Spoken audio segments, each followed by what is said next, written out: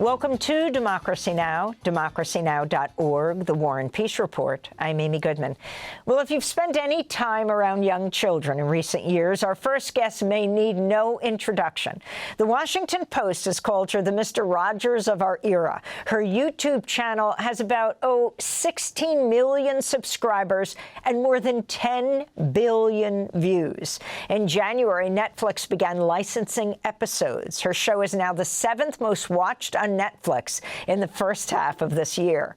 We're talking about Ms. Rachel, the children's entertainer, educator, and mother, who's become a worldwide sensation over the past 6 years since she began posting videos for toddlers on YouTube. Much like Mr. Rogers before her, Ms. Rachel hasn't shied away from speaking out about injustice, most notably about Gaza and the plight of Palestinian children. She recently wrote on Instagram, "I want my taxes to help children, not kill them. I want my taxes to feed children, not starve them.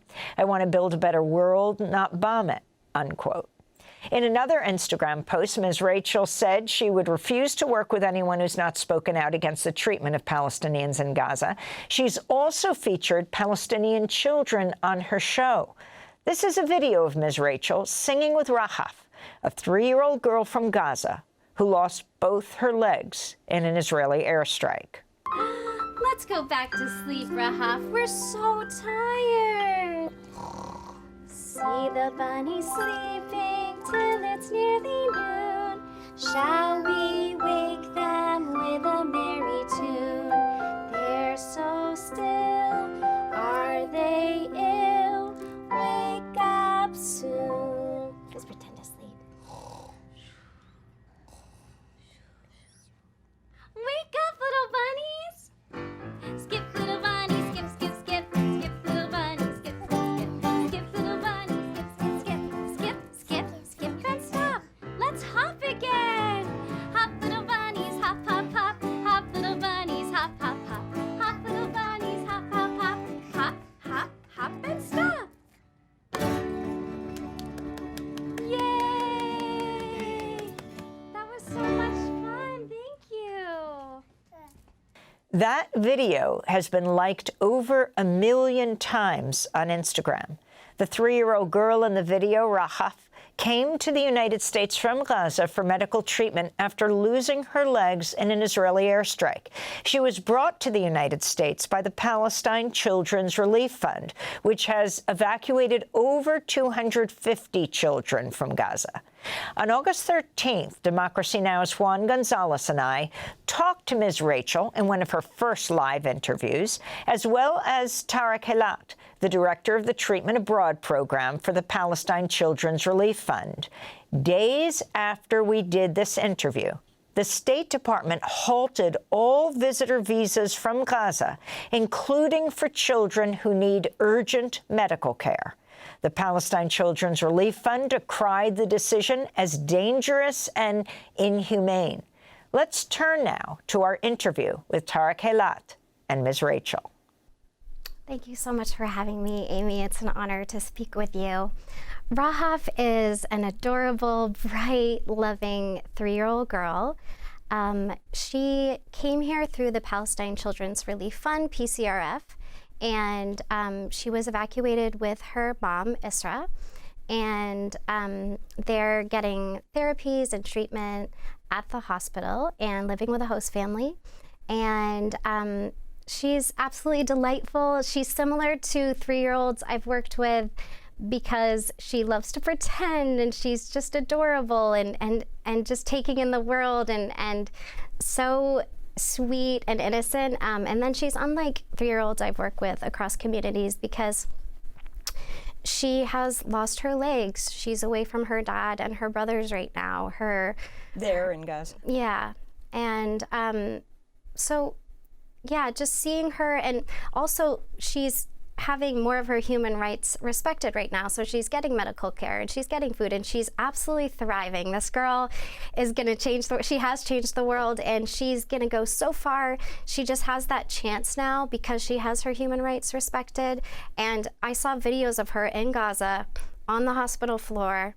I saw videos of her looking extremely depressed. And one of the things her mom told me is thank you for helping her with her mental health, because in Gaza, she just looked so distraught, and she's 3 years old, and 3-year-olds are so delightful and happy, and she just, yeah, it was just really hard seeing her in Gaza, how she looked and the amputations, and she's been through so much, and she's 3.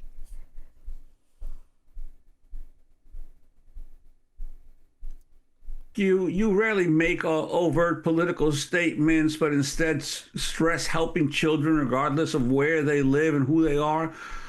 What made you decide to speak out more forcefully on the Palestinian children? And what's been the reaction that you've gotten from your millions of followers?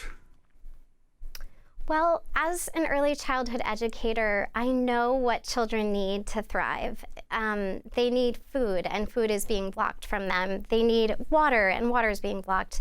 They need to be in school, and they've been out of school for 2 years because most of their schools have been bombed. They need medical care, and most of their hospitals have been bombed. So I see precious children, and I see them just like I see my children.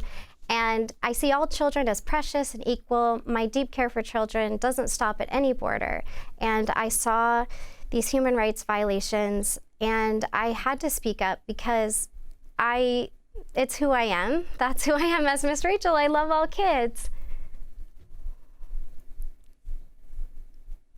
And you've also spoken out on social media about Ariel and Kfir Bibas, Jewish children whom Hamas took hostage. And after the Bibas' deaths were announced, you wrote in a post in February, quote, "My heart is with the Bibas family, the Jewish community, and people all over the world who are grieving. We need to protect children always." But despite your speaking out that way, you've been labeled an anti-Semite by some organizations, pro-Israeli organizations. Can you talk about that? Yeah, so that's really painful because obviously it's not true, and I care so much about Jewish children and all children, and it is difficult to receive criticism, but I know who I am, and that pain will never compare to the pain of not speaking out during a genocide and what would happen if I didn't try to help. And obviously that pain is nothing compared to a mom in Gaza who I sat with a mom from Gaza. She is a teacher like me, and I sat with her while her child doesn't have legs. I sat with her while she FaceTimed her children who she can't eat anymore on FaceTime with them because they're so hungry.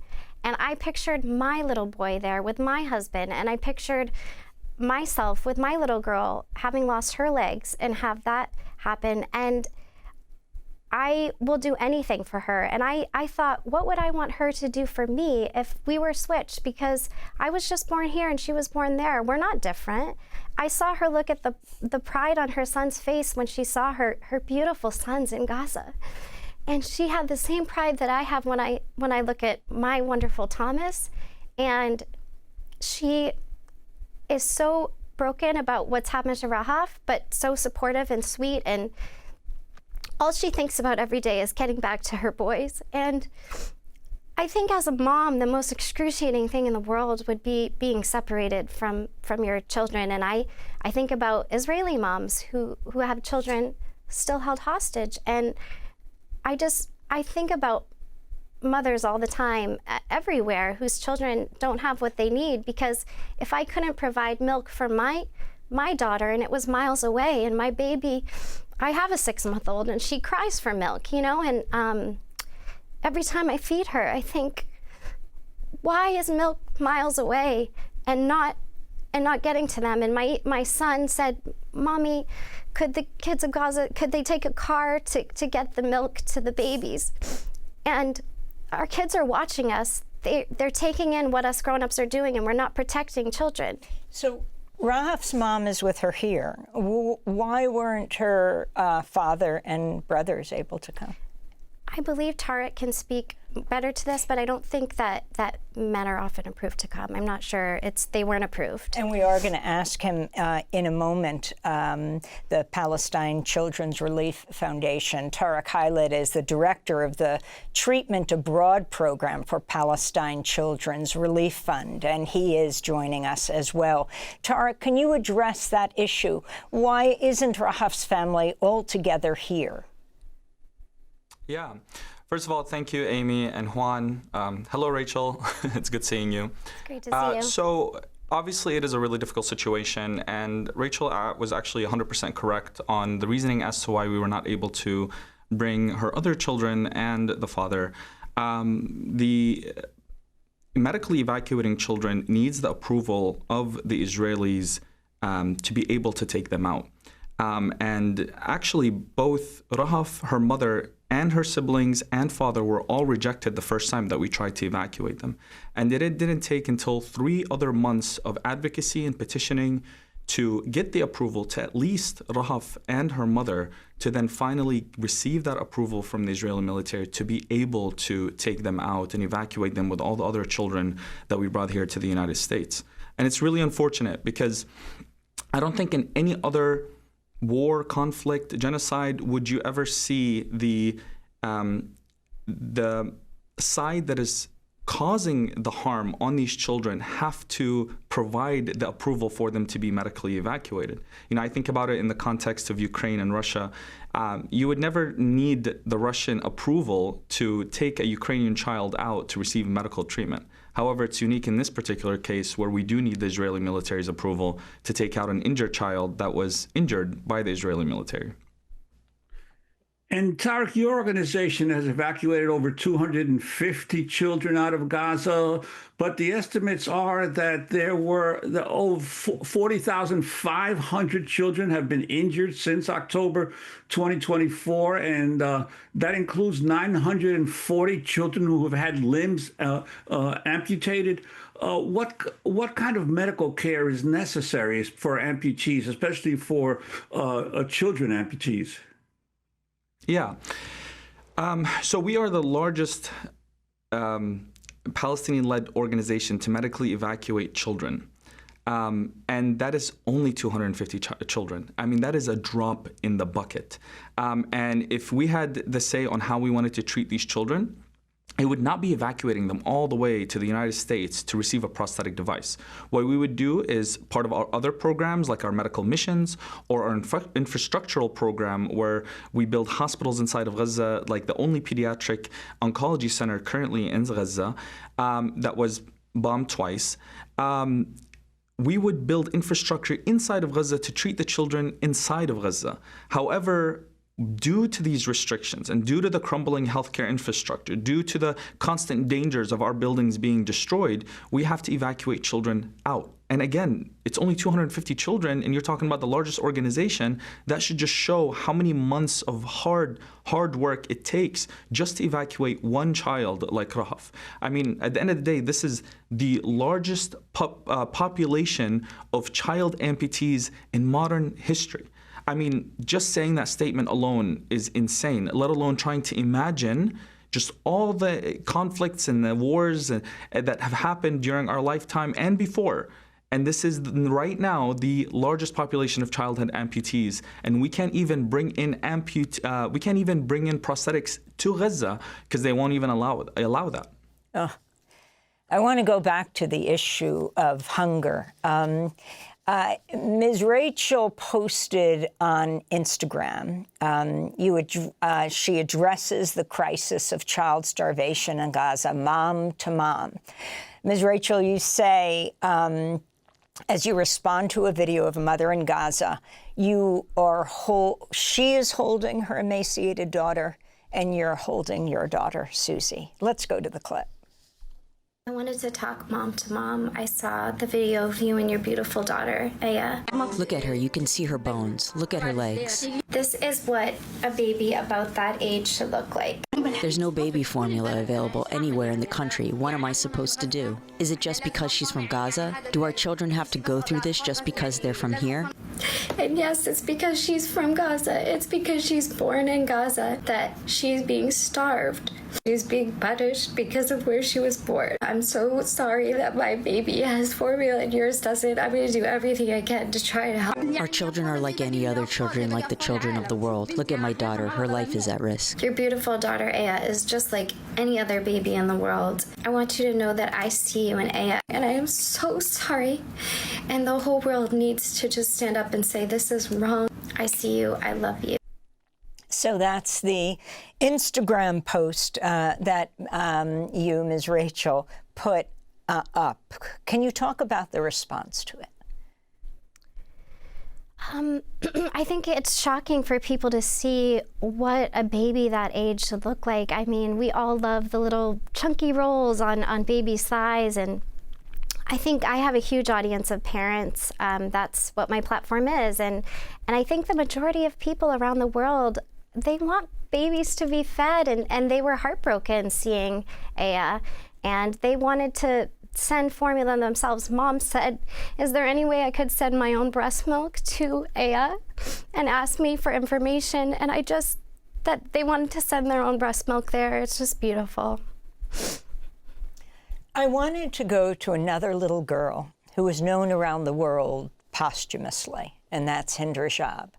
Now, Hind Rajab came up today in the news because the Hind Rajab Foundation, along with another group, has filed a complaint with the International Criminal Court against 6 senior Israeli commanders over the killing of the Al Jazeera reporter Anas al-Sharif and 4 of his colleagues at Al Jazeera, as well as a freelance journalist who was killed along with them in that well-marked press tent against Al-Shifa Hospital. The foundation is named for Hind Rajab, that 5-year-old Palestinian little girl who was killed in 2024 along with 5 of her family members and 2 rescue workers who were attempting to reach them during an attack on Gaza City. On January 29th last year, Hind Rajab climbed into a car with her aunt, her uncle, and cousins in Gaza City as they prepared to flee to the southern part of Gaza. But as they were in the car, an Israeli tank approached them and opened fire. Hind's 15-year-old cousin, Leanne, called the Red Crescent for help. Hello? Hello, dear. They are shooting at us. Hello? They are shooting at us. The tank is next to me. Are you hiding? Yes, in the car. We're next to the tank. Are you inside the car?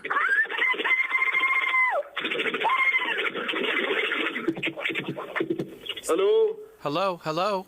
Hello? So that was 15-year-old Leanne, who was killed along with the rest of her family. The only one who remained alive in the car was little Hind. Wounded, she called the Red Crescent back, pleading with the dispatcher to be rescued. Come take me. You will come and take me? Do you want me to come and take you?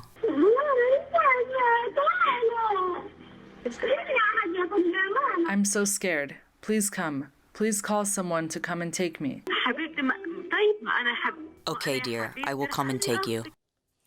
After seeking approval from the Israeli military, 2 emergency workers with the Palestine Red Crescent, Yusuf Seino and Ahmad Almadoun, went to try and rescue Hind. But dispatchers lost contact with the medics. Nearly 2 weeks later, Israeli forces finally withdrew from the area, and Hind's surviving family ventured back to the neighborhood. They found the little girl dead inside the car, alongside the bodies of 5 of her family members, the car riddled with bullet holes. The bodies of the 2 emergency workers were also found in an ambulance nearby and appear to have been killed by Israeli fire just yards from the car. After this, the Hind Rajab Foundation was formed.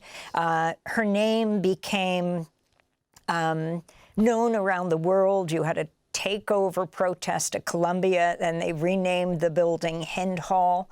Talk about hearing that story, Ms. Rachel. Talk about what it meant to you of this little conflicting reports of whether she was 5 or 6 years old. When I heard the phone call of her begging for help, I mean, there's nothing to describe how I felt. And I posted about Hind, and then I actually heard from her mom. And Hind, she calls her angel baby. Hind loved to play doctor and take care of everyone. And Hind loves school, and she has a brother, and they're a family just like anyone's family. And I'm just so devastated at that profound loss and how it happened. And I'm so glad that you're telling her story. But it was just hearing her on the phone. There's nothing like that. And Miss Rachel, you've been compared by many to Mr. Rogers in terms of your influence on children around the world. You grew up watching his show. Talk about what he means to you and his political advocacy and his courage. Yeah, I grew up loving Mr. Rogers, and I used to go up to the TV and try and block the trolley from leaving because I didn't want the show to end. He just meant so much to me as a kid.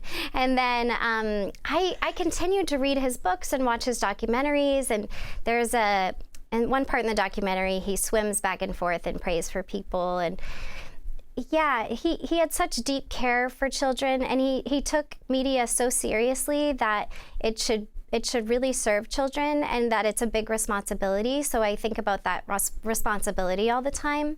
And then people say, you know, he wasn't political, and he was political, and he, as you're showing now, he shared the pool with Officer Clemens during that time. Actually, let's play that clip. This was 1969. Mr. Rogers used his massive platform, as Ms. Rachel does today. He used it to advocate for desegregation at a time when many white Americans were fiercely against integration of schools, swimming pools, and public spaces. In this episode, Mr. Rogers invited an actor portraying an African-American policeman, Officer Clemens, to share his wading pool and towel. Oh, there's Officer Clemens. Hi, Officer Clemens. Come in. Mr. Rogers, how are you? Fine. Won't you sit down? Oh, sure. Just for a moment. It's so warm. I was just putting some water on my feet. Oh, it sure is. Would you like to join me? It looks awfully enjoyable, but I don't have a towel or anything. Oh, you share mine. Okay. Sure. Oh, Come along. man. I'll put some more water in here. Oh. This is going to turn into a beautiful day. You like bare feet? Well, yeah. As I grew older, I liked it more and more. Uh-huh. Good for you. You're pulling up your pants. I forgot to do that at first. Oh, I don't want them to get wet. Right. Well, that was so enjoyable. I'm sorry I couldn't stay longer. Well, I know how busy you are. But sometimes just a minute like this will really make a difference. Who would have thought that this was so revolutionary? And for people who are listening on the radio or just audio, there is Mr. Rogers, there is Officer Clemens, black and white feet in the wading pool, and then Mr. Rogers shares that towel for Officer Clemens to dry his feet. An incredible moment in television history. Who would have thought that would be so controversial? Yes, and I've seen that they were throwing chemicals into the pools where black people were swimming. And I've also seen that a family was interviewed after seeing that, and that was the end of the conversation of whether pools should be segregated, because they said, if Mr. Rogers wants to share his pool, you know, we can share our pools. So I think that's really beautiful. And I will share, when Rahaf came to visit, that I tried to rent a space to be with Rahaf, a private space, and some people didn't want Rahaf and her family to come to the space, and we were denied. And so it made me think about just how how horrible that is to say because of who you are and where you come from, you're not welcome. And I have so many Palestinian friends now, and they're just amazing people, and it's just awful that there's dehumanization, which I've seen, and it's just so painful. I can't imagine. Yeah, I wanted to ask Tarek if you could talk about the work of the Palestine Children's Relief Fund and how people who want to support the children of Gaza can get involved. Yeah, thank you for that question. The Palestine Children's Relief Fund has been an ongoing organization, a trusted organization, a transparent organization for the last 30 plus years. It's older than I am. And it serves multitude of functionalities. It's obviously, you know about our treatment abroad program, which is the one that I led, that evacuates children like Rahaf. We've evacuated thousands of children in the last 30 years. We also have a medical missions program where we bring physicians from the United States to treat children in Palestine, in Jordan, and the Levant area. We have infrastructural program where our mission is to build the infrastructure and the medical complexes within Gaza and Palestine and the Levant area so that we don't need to bring children all the way here to receive medical treatment.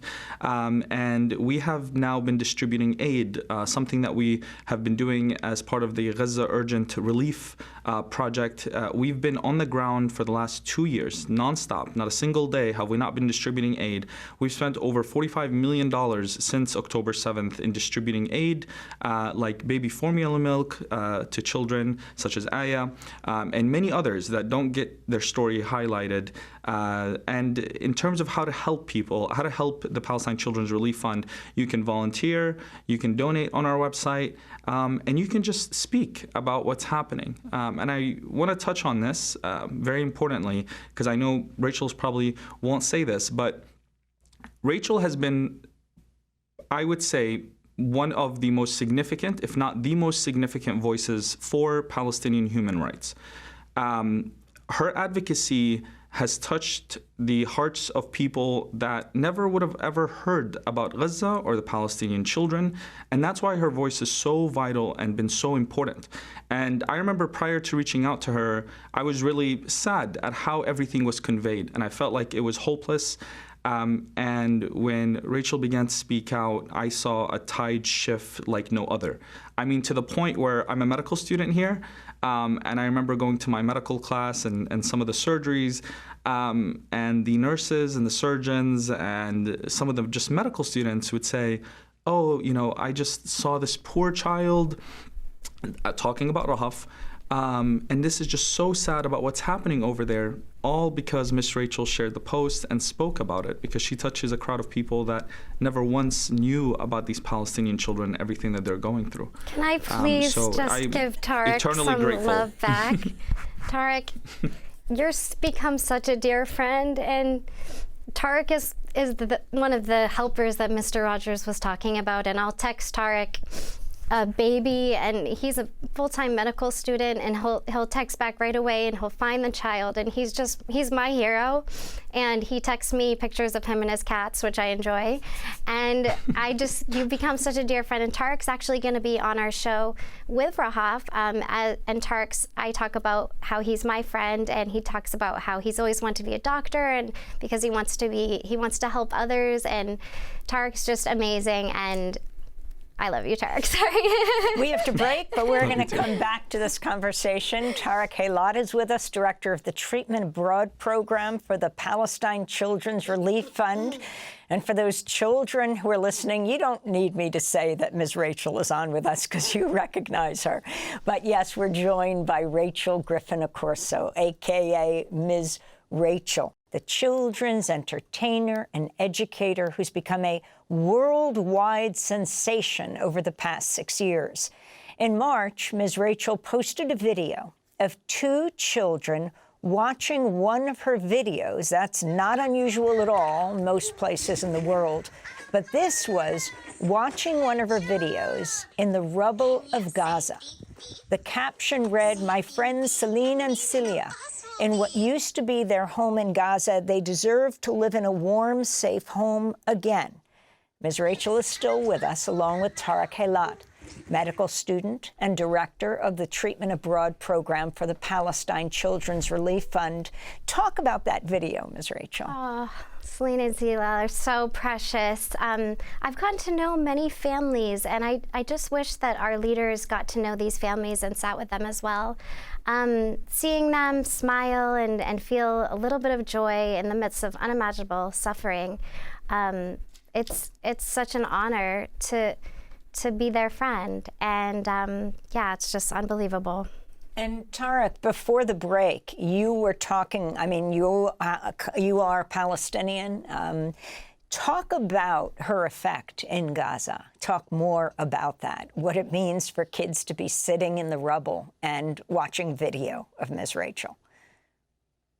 I think it's the fact that they feel seen more than anything. I mean, I think this is, you were talking about one of the revolutionary moments. I think this episode will be one of those revolutionary moments, because Rahaf's mother would tell me all the time, never in my wildest dream did I ever imagine that Rahaf is going to be on an episode with Miss Rachel. I mean, you have to understand that they have lived in a blockade for God knows how long now. Never did they ever imagine to come to the United States, let alone to be on an episode with their hero, right? So I think that is probably one of the most important things, is for the first time ever, these children truly feel seen on a large scale. And that is what Ms. Rachel's platform is providing for these children. And Rachel, you posted a quote from James Baldwin on social media that said, quote, "The children are always ours, every single one of them, all over the globe. And I'm beginning to suspect that whoever is incapable of recognizing this may be incapable of morality." Do you sometimes lose hope that our leaders in the West are incapable of morality? I do have moments where I lose hope, to be honest, but it's really, what brings me back to hope is another beautiful quote, and that one I hold dear all the time. I can't remember who it's by, but it says that we have to hold on to hope for the children in these situations, and we have to keep speaking out, and we have to hold on to hope, because we have everything right now, and they have nothing, so it's our responsibility. Ms. Rachel, can you talk about how other celebrities have responded? Start there. You have said that you don't want to work with people who don't speak out on Gaza. And can you talk about people changing, if you feel that people are changing and more willing? I do think things are changing, and I think that it's really important for celebrities and leaders to know that you can handle some criticism for saving human lives, and that nothing is more precious than their lives. And the criticism, I think that there's a narrative that there's so much criticism and not support, but there's so much support. I have had so many people come up to me from all walks of life and start crying about these kids. And I think leaders think, oh, you're not connected to Palestinian people and Gaza. And what's true is we are connected to them, and you're not connected to us. You're not hearing us that we want to feed children, and we want children to have education, and we know it's just the right thing to do to help children, but it also serves everyone, and it serves our children. We know that because of research, that when you take care of children and they have education, they're going to become happier, healthier adults in societies. And so I just think it's so important that we take care of the world's children, and I think it's such a huge failing of us adults that we're not. Talk about, I mean, you're often doing social media, for example, on the children of Sudan. We just did in our headlines the effect on children, the horror there, and then also just how you got your start. Now, who is Miss Rachel? Oh, my heart breaks every day for Sudan, and one of my first things I ever did was work teaching music with Sudanese and Somali refugee children in Maine. And they actually inspired me to become a music teacher. And I did some work with kids with disabilities, and I worked at daycares, and I worked at schools. And so for 20 years, working with so many different kids, and kids give us so much. I mean, I went in, I'm gonna help kids, and they transform you. Service to others transforms you, and it brings you lasting joy, and it's really what matters. And so I just love kids, and I see them all as equal and wonderful, and I just wish everyone did, and I hope things change soon. And talk about how you got your start.